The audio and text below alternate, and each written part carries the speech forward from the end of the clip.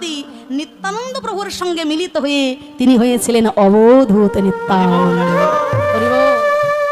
যেখানে চৈতন্য মহাপ্রভুর দাদা বিশ্বরূপ দেহ রেখেছিলেন, আর তার শক্তি নিতাই চাঁদের সঙ্গে মিলিত হয়ে দুই শক্তি একত্রিত হয়ে অবধূত নিত্যানন্দ হয়েছিলেন, সেই পান্ডারপুরে রয়েছে বিঠ্ঠল ভগবান।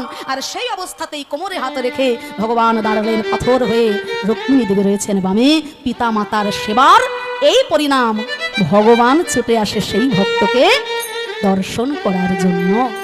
তাই আজকে আমার ভগবান বলছেন যে শোনো সূর্যদেব, আমাকে কন্যারূপে পাওয়ার জন্য তুমি যখন এত সৎ বাসনা করলে, সাধনা করো। তুমি সূর্যরূপে জগতে সৃষ্টি তত্ত্ব রক্ষা করবে, আর নররূপে অংশাবতারে তোমার জন্ম হবে। তুমি সাধনা করো, আর সাধনায় যদি সিদ্ধি লাভ করতে পারো, শুধু মোহিনী রূপ ধারণকারী নয়, এই মোহিনী রূপ ধারণকারী নারায়ণকেও যিনি মোহিত করে দিতে পারেন, সেই রূপে আমি তোমার ঘরে দেখা দেব। তাই তিনি জন্মগ্রহণ করলেন ভজনা করার জন্য, সাধনা করার জন্য। একটি নররূপ ধারণ করে সূর্যদেব জন্মগ্রহণ করলেন। প্রথম জীবনে নাম হলো তার রাজা সুচন্দ্র। সাধনা করছেন, ভজনা করছেন সেই পূর্ণ ব্রহ্মকে কন্যা রূপে, কন্যা রত্ন রূপে ঘরে পাওয়ার জন্য। আমার মনে বড় সাধ জেগেছে, দেখিব তোমার। আমার মনে বড় সাধ জেগেছে, দেখিব তোমার। একবার দেখা দিয়ে প্রাণ রাখো, দেখা দিয়ে প্রাণ রাখো, ও গো দয়াময়। মনে বড় সাধ জেগেছে, দেখিব তোমার। ওই আমার মনে বড় সাধ জেগেছে, দেখিব তোমার। মোহিনী রূপেতে হরি এসো আমার ঘরে, নয়ন জলে করব সেবা,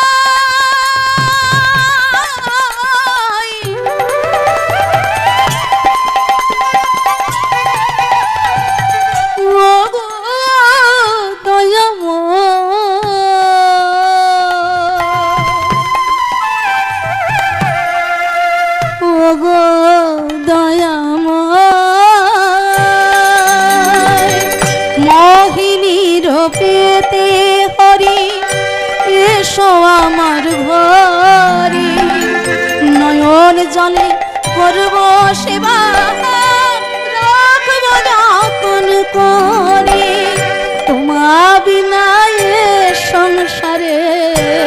তোমা বিনা এই সংসারে আমার কেউ তো আপন নয়। মনে বড় সাধ জেগেছে, দেখিব তোমার। ওই আমার মনে বড় সাধ জেগেছে, দেখিব তোমার।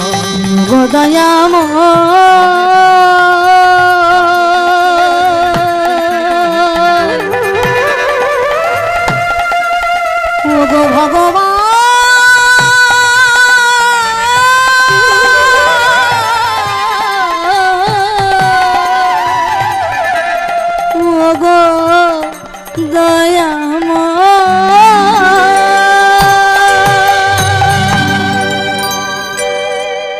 দেখা দাও, দেখা দাও হে পূর্ণ ব্রহ্ম স্বয়ং ভগবান মোহিনী রূপ ধারণকারী। একবার আমার ঘরে কন্যা হয়ে তুমি দেখা দাও প্রভু, দেখা দাও। তুমি তো কথা দিয়েছিলে বাৎসল্য রসে আমি তোমায় ভজনা করব, সাধনা করব। কিন্তু ভগবানকে সন্তান রূপে পাওয়া কি এত সহজ কথা মা? হ্যাঁ, ভগবানকে যারা সন্তান রূপে পায় তাদের কি কম যন্ত্রণা, কম বেদনা সইতে হয়? হ্যাঁ, আজকে যে যশোদা মায়ের কোলে গোপাল খেলা করলো, এই যশোদা মা কিন্তু কম সাধনায় গোপাল কোলে পেল না বাবা। এই যশোমতী মা তিনি ছিলেন ধরা দেবী। বাড়িতে অতিথি এসেছে, কিন্তু সেই অতিথি যে স্বয়ং নারায়ণ ধরা মা আমার জানেন না। ওই মুদি দোকানির কাছে গেলেন, ওগো মুদি, তুমি আমাকে এক মুষ্টি তন্দুল দাও। কিন্তু কোনোদিনও দুপুরবেলা কোনো মুদি দোকান খোলা থাকে না। আজকে এই পথের মোড়ে একটা মুদি দোকান খোলা পাওয়া গেল। সেই মুদিকে দেবাদিদেব ভোলা মহেশ্বরকে ভগবান মুদি দোকানি রূপে বসালেন। ভোলা মহেশ্বর ভক্তকে পরীক্ষা করার জন্য ছলনা করে বললেন, ওগো, যেন তেন প্রকারে তো আমি তোমাকে রন্ধন করার তন্দুল দিতে পারবো না। তুমি যদি আমাকে তোমার বাম স্তন কর্তন করে দিতে পারো, সেই স্তন কর্তন করে বন্ধক দিলেই তবেই তুমি তন্দুল পাবে। ধর আমার বুক কেঁপে উঠলো, এ কি বলছো বাবা? বেশ, এ জগতে একজন সতী সাধ্যীর নারীর বক্ষদয়ে দুই জনার অধিকার। এক হলো তার পতি দেবতা, আর একজন হলেন তার সন্তান। তাই পতিরূপে তো আমার পতিকে আমি বরণ করেছি অনেক আগেই, সেখানে আমি কাউকে বসাতে পারবো না। কিন্তু তুমি যখন চাইলে বাবা, সন্তান জ্ঞানে তোমাকে আমি আমার স্তন কর্তন করে বন্ধক দিলাম। সেই মুদি দোকানি রূপী ভোলা মহেশ্বর দেবাদি দেবের কাছে নিজ স্তন কর্তন করে বন্ধক রাখলেন ধরা মা। বুকের ব্যথায় রক্ত ঝরছে, তন্দুল এনে রন্ধন করে যখন ভগবানকে সেবায় বসালেন, বিন্দু বিন্দু রুধির ধারা পড়ছে মাটিতে। ভগবান ছলনা করে বললেন, সে কি গো মা, এ কি করলে তুমি? অসুচি হইলে নারীর সেবা দিতে নাই, সে কথা কি কখনো তুমি শোনো নাই? ধরা মা কেঁদে উঠলেন, বাবা, আজকের এই অন্যের থালা থেকে তুমি উঠে যেও না বাবা। তুমি জেনে রাখো, আমি অসুচি নই বাবা, আমি অপবিত্র নই। বহু কষ্টে এই তন্দুল রন্ধন করে আমি অতিথি সেবায় দিয়েছি বাবা। আজকে তোমার জন্য তন্দুল আনতে গিয়ে মুদি দোকানির কাছে আমি আমার বাম স্তন কর্তন করে বন্ধক দিয়ে এসেছি বাবা।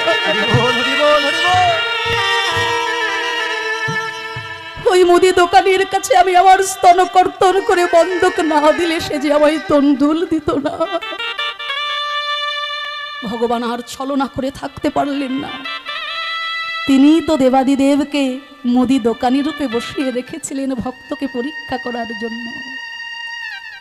তাই তো জগৎ সংসারে যারা অন্তর থেকে সেই পূর্ণ ব্রহ্মকে ভালোবাসে, আশ্রয় করে, শরণ নেয়, তাদের প্রত্যেকটা পদে পদে পরীক্ষা দিতে হয় বাবা। পরীক্ষায় উত্তীর্ণ না হলে তো তার খাতায় ভক্তের নাম ওঠে না। যে স্কুলে বছরের পর বছর পড়াশোনা হয়, পরীক্ষা হয় না, সেই স্কুলে কি আমরা ছেলে মেয়েকে ভর্তি করব? শুধু বছরের পর বছর পড়েই যাবে, কিন্তু বছরের শেষে কোনো পরীক্ষার ধার ধারে না, সে স্কুলে আমরা ছেলে মেয়েকে পাঠাবো না। তাই ভগবানের রাজত্বে যারা ভক্ত হয়, তারা যত দিনে দিনে ঊর্ধ্ব গতিতে যায়, ভগবান যাচাই করে নেয় একটার পর একটা পরীক্ষা দিয়ে। যে করে আমার আশ, আমি তার করি সর্বনাশ। তবু যদি না ছাড়ে আমার পাশ, আমি নিজে হয়ে যাই তার দাসের অনুদাস। এই ভগবান আর থাকতে পারলেন না, সঙ্গে সঙ্গে অতিথি বেশ ত্যাগ করে শঙ্খ চক্র গদা পদ্মধারী নারায়ণ ধরা মাকে বক্ষে জড়িয়ে ধরলো। গো মা, আজ যে স্তন কর্তন করে তুমি অতিথি সেবা দিলে, আগত জন্মে তুই হবি মোর নন্দরানী, আমি হব তোর নীলমণি। তোমার সেই স্তন দুগ্ধ পান করে তোমার গোপাল হয়ে, তোমারই বাৎসল্য স্নেহে বৃন্দাবনে তোমার কোলেই আমি বড় হয়ে উঠব। হাই গৌর হরি হরি বল। তাই ভগবানকে কন্যা রূপে পাওয়া এত সহজ কথা নয়। ধরা মা কত কষ্ট করে গোপাল পেল। তাই তো আজকে রাজা সুচন্দ্র সারা জীবন তপস্যা করলো, সাধনা করলো, জীর্ণ শীর্ণ দেহে একদিন মৃত্যু হয়ে গেল, তবুও দেখা পেল না। আবার তিনি নররূপে জন্মগ্রহণ করলেন। কিভাবে জন্ম হলো তার? মধুর বৃন্দাবনে, যিনি হলেন বৃষ ভানু রাজা। হরি বল, হরি বল। স্বয়ং ব্রহ্মার তপস্যা করলেন। ব্রহ্মা যখন জানলেন সেই ঘটনা, তিনি চললেন কোথায়? সেই বৈকুণ্ঠ ধামে স্বয়ং প্রভু নারায়ণের কাছে। প্রভু চিন্তা করলেন, সত্যি তো আমি ভক্তকে কথা দিয়েছিলাম, কিন্তু আমি যে বলেছিলাম এই নারায়ণকেও যিনি মোহিত করতে পারে আমি সেই রূপে কন্যা হব, কিন্তু আমাকে মোহিত করবে কি?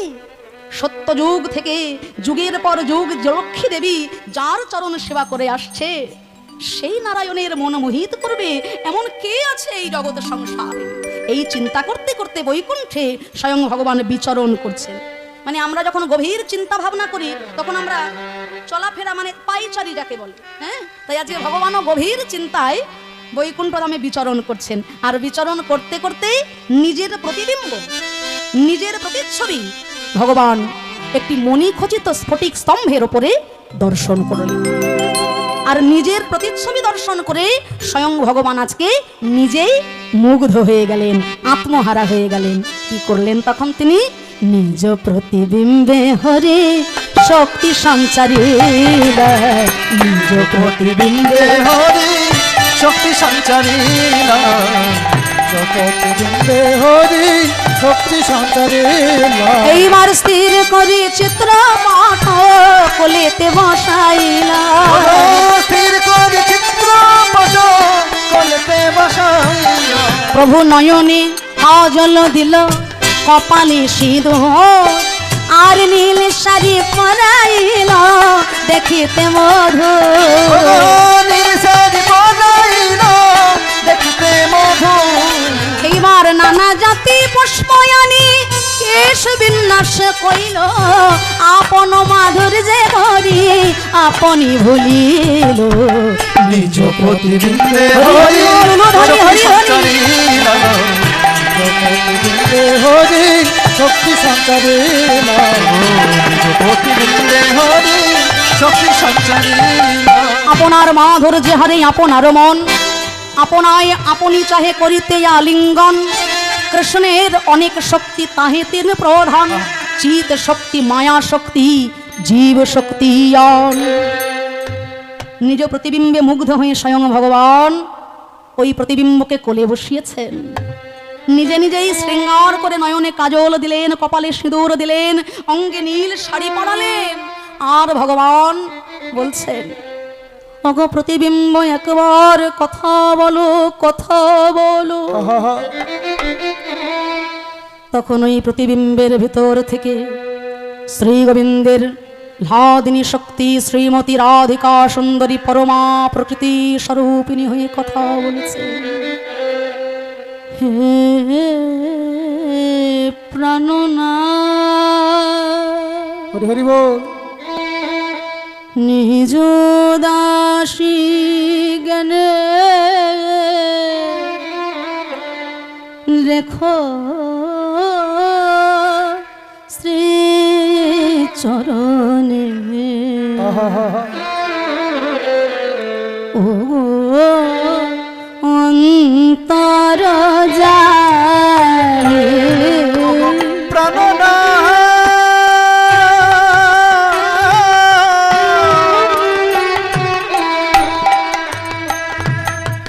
ওগো প্রাণনা,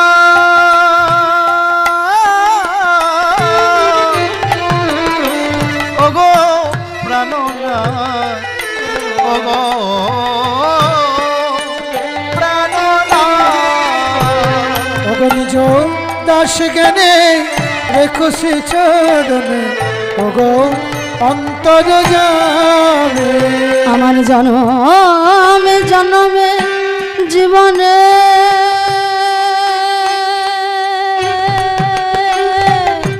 মরণে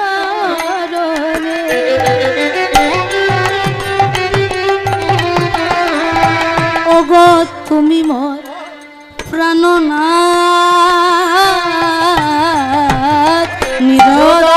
জ্ঞানে রেখো শ্রী হরি চরণে হরি ওগো অন্তর যাবে আমার নিজ দাসী জ্ঞানে রেখো শ্রী চরণে ওগো অন্তর্যামী।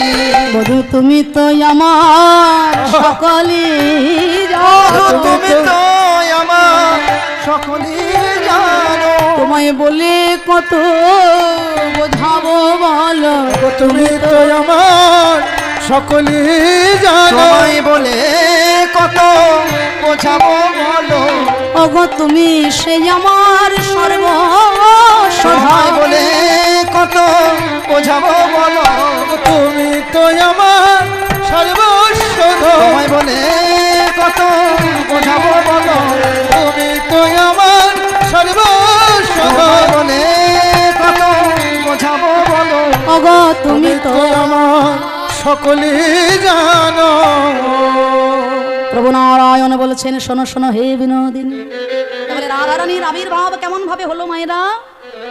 আমরা শুধু চিন্তা করি রাধারানী শুধু ওই আয়ান ঘোষেরই ঘরণী। পুরাকালে অভিমন্যু ঋষি তপস্যা করেছিলেন লক্ষ্মী দেবীকে ঘরে পাওয়ার জন্য। ভগবান বললেন শোনো অভিমন্যু, আগত জন্মে আমার লক্ষ্মী তোমার ঘরে যাবে বটে, কিন্তু সেই যুগে তুমি হবে নপুংসক, তোমার কোনো পুরুষত্ব থাকবে না। অভিমন্যু ঋষি বলেছিলেন আমার পুরুষত্ব চাই না, আমি লক্ষ্মী ঘরে চাই, আর লক্ষ্মী যদি ঘরে পাই নারায়ণকেও কৃপা করে একদিন আমার ঘরে আসতে হবে। তাই সেই অভিমন্যু ঋষি পরবর্তীকালে বৃন্দাবনে আয়ান ঘোষ রূপে এলেন।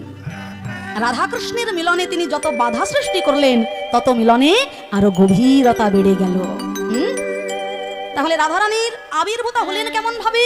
নয় যে বললাম কৃষ্ণের অনেক শক্তি, তাহে তিন প্রধান: চিৎ শক্তি, মায়া শক্তি, জীব শক্তি। আর একটা মানুষের দেহ তৈরি হয় প্রধানত তিনটি তত্ত্ব, তিনটি বস্তু, রক্ত, মাংস, হাড়। তেমন পূর্ণ ব্রহ্মেরও দেহ তৈরি তিনটি বস্তু দিয়ে। সৎ চিদ আনন্দ হয় কৃষ্ণের স্বরূপ। সেই সৎ চিদ আনন্দের মধ্যে আনন্দ অংশ হলেন শ্রীমতী রাধা ঠাকুরানী। নিজেরই দেহের তিনটে অংশের একটি অংশ নিয়ে বৃন্দাবনে ভগবান করলেন লীলা। এই জায়গাগুলো আমাদের একটু জানা দরকার, নাহলে সনাতন ধর্মাবলম্বী হিন্দু হয়ে আমাদের মনে কত রকমের কুচিন্তা। তা না হলে আমরা হিন্দু হয়ে গান গাইতে পারি, কৃষ্ণ করলে লীলা, আমরা করলে বিলা। কি স্পর্ধা আমাদের, কোনো প্রতিবাদ নেই। সারা জীবন ওই ডিজে ডিজে করেই জীবনটা কেটে গেল। আর ওই ডিজে ডিজে শুনতে শুনতে শেষের জীবনে বলবো কি যে হলো, কি যে হরি হরি বল। এটা ডিজে পেলেই হলো, গানের কোনো মাথা মুন্ডলে নাচা শুরু হয়ে গেল। কৃষ্ণ করলে লীলা, আমরা করলে বিলা। আমি জানি না কৃষ্ণকে রাধাকে অলিগলির কামনা বাসনায় লিপ্ত নায়ক নায়িকা নয়, ভগবান শ্রীগোবিন্দের নিজের দেহের তিনটে অংশের একটি অংশ নিয়ে বৃন্দাবনের বনে বনে করলেন লীলা। তাই আপন মাধুর যে হারে আপনার মন, মণি খচিত স্তম্ভে নিজের প্রতিচ্ছবি দেখে ভগবান নিজেই মুগ্ধ হয়ে গেলেন। আর তাতে ভগবান সেই প্রতিচ্ছবিকে স্থির করে কোলে বসিয়ে তাকে নিজে শৃঙ্গার করলেন। আর সেখান থেকেই ভগবান শ্রীকৃষ্ণের লাদিনী শক্তি স্বরূপিণী তৈরি হলেন শ্রীমতী রাধারানী আবির্ভূতা। রাধারানী বলছেন প্রাণবধূ, জগতের বুকে তুমি যে আমাকে পাঠাচ্ছ, আগে আমি তোমায় দেখতে চাই প্রাণনাথ। তোমায় যদি না দেখতে পাই আমি তো জগৎ আগে দেখবো না প্রভু। আগে আমি তোমায় দেখবো, তবে আমি এই বিশ্ব চরাচর দেখবো, তবে আমি এই বিশ্ব চরাচর দর্শন করব। আমি জানি প্রভু প্রতি যুগে যুগে তুমি কত লীলা করো, আর আমাকে নয়ন জলে ভেসে কাঁদতে হয়। ভগবান বললেন শোনো বিনোদিনী, তুমি কীর্তিতা মাতার ঘরে আসবে, তুমি আসবে বৃষভানু রাজার ঘরে। তাকে আমি কথা দিয়েছিলাম, কিন্তু তোমারও কথা রাখবো আমি। ওই বৃষভানু রাজার কাছে তুমি অন্ধ কন্যা হয়ে আসবে। সবাই জানবে বৃষভানু রাজার ঘরে একজন অন্ধ কন্যা এসেছে, তোমার নয়ন থাকবে না। কিন্তু যেদিন গুটি গুটি পায়ে আমি আসবো তোমার মন্দিরে, আজ যে পরশ আমি করলাম, এই পরশ তুমি চিনে রেখো রাই। আজকের এই পরশ যেদিন তোমার শ্রীঅঙ্গে আমি করব, তুমি বুঝতে পারবে, তুমি জানতে পারবে এই পরশ তোমার প্রাণবল্লভ ছাড়া আর কারোর হতে পারে না। সেই অঙ্গ পরশ পাবে, তারপর নয়ন উন্মিলিত করে তুমি আগে আমায় দর্শন করবে, তারপর এই জগৎ দর্শন করবে। রাধে রাধে। তাই বৃষভানু রাজার প্রতিজ্ঞা রাখতে কথা রাখতে শ্রীমতী রাধারানী আবির্ভূতা হলেন। কেমন না ওই মোহিনী রূপ ধারণকারী নারায়ণকে যিনি মোহিত করতে পারেন সেই রূপে। ভাদ্র শুক্লাষ্টমী তিথি নক্ষত্র রোহিণী তিথি, শুক্লাষ্টমী তিথি নক্ষত্র রোহিণী তিথি, রাধারানীর আবির্ভাবের গান একটু উলুধ্বনি হরিধ্বনি, নিতাই গৌর হরি হরি বল। নক্ষত্র রোহিণী তিথি, শুক্লাষ্টমী তিথি নক্ষত্রহীন তিথি, কৃষ্ণ প্রিয়ার জন্ম সেই কালে, ওই না কৃষ্ণ প্রিয়ার জন্ম সেই কালে, ওগো কৃষ্ণ প্রিয়া জন্ম সেই কালে, অগমধ্য দিন গত রবি দেখিয়া বালিকা ছবি, গত রবি দেখিয়া বালিকার ছবি, প্রতিনগত রবি দেখিয়া বালিকা ছবি, উলুধ্বনি হরিধ্বনি জয়ধ্বনি করে সবে মেলি। ওই নয়লু ধরি হরি ধরি জয় ধরি করে সবে মিলে, সবারই আনন্দ আর ধরে না, সবার আনন্দ আর ধরে না রে, আনন্দ আমার ধরে না রে, সবার আনন্দ আর ধরে না রে, বৃষভানুপুরে সবাই আনন্দ আর ধরে না রে, মধুর বৃন্দাবনপুরে জয় রাধে শ্রী রাধে বলে, মধুর বৃন্দাবনপুরে, জয় রাধে শ্রী রাধে বলে, মধুর বৃন্দাবনপুরে, জয় রাধে শ্রী রাধে বলে, মধুর বৃন্দাবনপুরে, আনন্দ আমার ধরে না রে, আনন্দ আর ধরে না রে। ভাদ্র শুক্লাষ্টমী তিথি নক্ষত্র রোহিণী তিথি কৃষ্ণ প্রিয়ার জন্ম সেই কালে। তাহলে মায়েরা আমরা তো রাধা অষ্টমী ব্রত সবাই পালন করি, তাই তো? জন্মাষ্টমী ব্রত যারা পালন করেন, রাধা অষ্টমী ব্রত ভক্তি ভরে না পালন করলে পরে জন্মাষ্টমী ব্রতের কোনো ফল থাকবে না। তাহলে ভাদ্র মাসে শুক্লা অষ্টমী তিথিতে রোহিণী নক্ষত্রে আবির্ভূতা হলেন রাধিকা সুন্দরী। কখন? মধ্যদিন গত রবি। রাধা অষ্টমী ব্রত অনেকে দুপুরবেলা পর্যন্ত পালন করি, আবার অনেকে সারাদিন পালন, সেটা যার যার গুরুমুখী যা শ্রবণ করবেন সেই আদেশ পালন করবেন। তাহলে মধ্যদিন গত রবি, রবিবার গত হলে কোন বার আসে? সোমবার। তাহলে সোমবার আমার রাধা ঠাকুরানী আবির্ভূতা হলেন। আহা, কি আনন্দ মধুর বৃন্দাবনে। বৃষভানুপুরে প্রতি ঘরে ঘরে জয় রাধে শ্রী রাধে বলে বিশ্বভানুপুরে প্রতি ঘরে ঘরে জয় রাধে শ্রী রাধে বলে, কন্যার চাঁদ মুখ দেখে রাজা হইলেন সুখে, দান দেয় ব্রাহ্মণ সকলে। চাঁদ মুখ হেরে রাজা হয় সুখী, প্রাণ দেন ব্রাহ্মণ সকলে, রাজারে আনন্দ আর ধরে না, রাজার আনন্দ আর ধরে না রে, আর সাধনার ধন ঘরে হরি হরি বল। ধরে ওই না সাধন ঘরে পে আনন্দ আর ধরে না রে, এতদিনের সাধনা, জন্মান্তরের সাধনার ধন।